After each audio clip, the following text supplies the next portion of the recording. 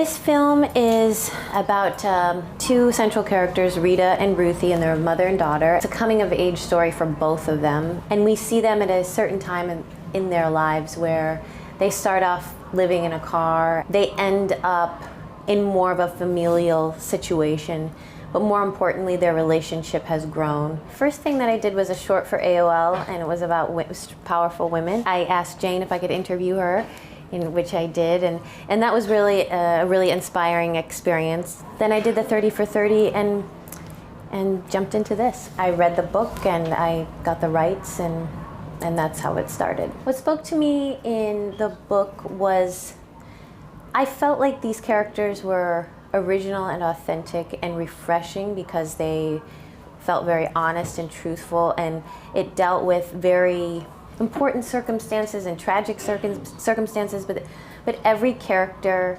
survived, and they were all survivors, and there was a poetry to each one, and I just really felt connected to them all, and I thought that others might too. I play Pam in the movie, who is the waitress that Rita and Ruthie meet when they come to Tiny's, which is the diner. A lot of stuff drew me to the role. I think Pam's edgy, and there's something innocent about her. Really what drew me to the role, though, is like the relationship that she gets to have with Ruthie, like this big sister kind of thing that happens, and they both help each other out a lot. I play Ruthie Carmichael, and what I love most about Ruthie is that she's sweet and she's sensitive, but she's tough and she doesn't let anyone push her around. I have two sisters, and I know what it's like having a mom and having those ups and downs, so I think that really spoke out to me. Katie was the best director that I ever worked with, and I'm not just saying that because she's right next to me, but